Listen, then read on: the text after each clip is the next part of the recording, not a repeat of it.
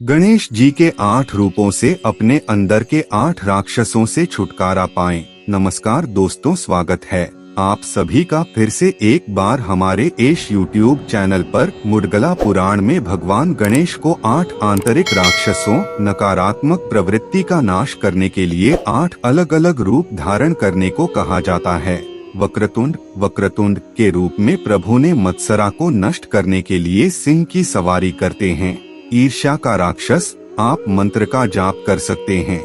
वक्र तुंडड़ा महाकाय सूर्यकोटि समाप्रभा, निर्विघ्नं कुरु में देव सर्वकार्येषु सर्वदा। अर्थ, मैं उस श्री गणेश का ध्यान करता हूँ जिनके पास वक्र तुंड है, विशाल शरीर है और जिनके पास कोटि सूर्य है। हे भगवान, मेरे सभी कार्य बाधाओं से मुक्त करना। हमेशा इस रूप में गणेश की पूजा करने से ईर्ष्या को गहरे प्रेम और विश्वास में बदल जाता है।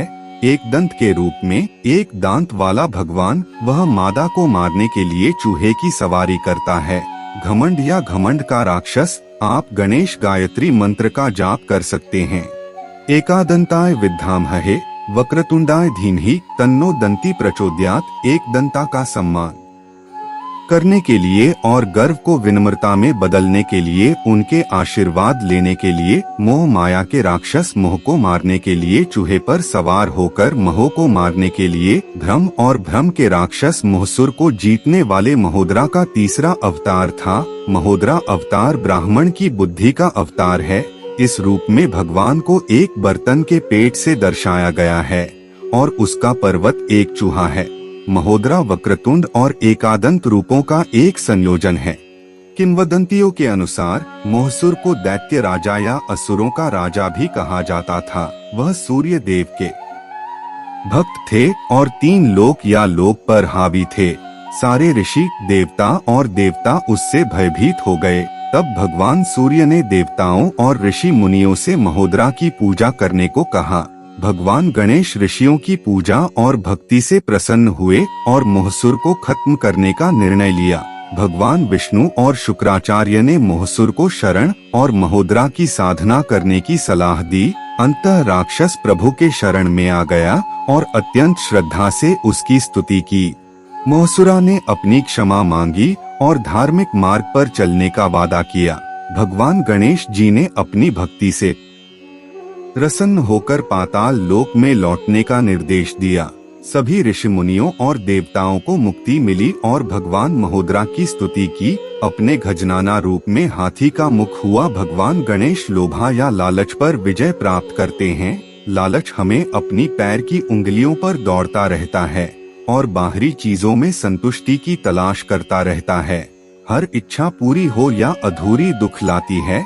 एक इच्छा पूरी हो तो दूसरी इच्छा बढ़ जाती है, अधूरी हो तो स्थिर और दुखी रखती है। तो इस रूप में भगवान गणेश की पूजा करने से हमें सच्ची संतुष्टि, शांति और खुशी की तलाश में मदद मिलेगी, जो केवल भीतर ही पाया जा सकता है।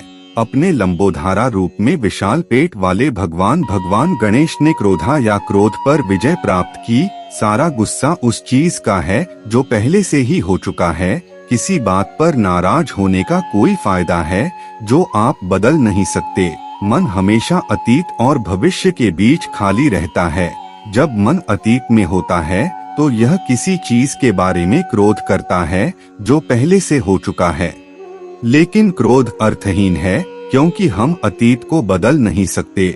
और जब मन भविष्य में होता है तो यह किसी चीज के बारे में चिंता करता है जो हो सकता है या नहीं हो सकता।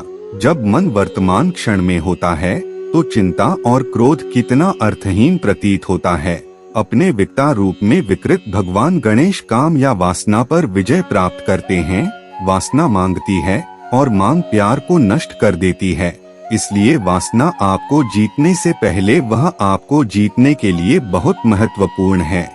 विकटा रूप में भगवान गणेश से प्रार्थना करने से आपको वासना को प्यार में बदलने में मदद मिलेगी। अपने विघ्नराजा रूप में भगवान गणेश राक्षस माया, आत्म अनुग्रह को नष्ट कर देते हैं, जो हमें जीवन में आगे बढ़ने से रोकता है।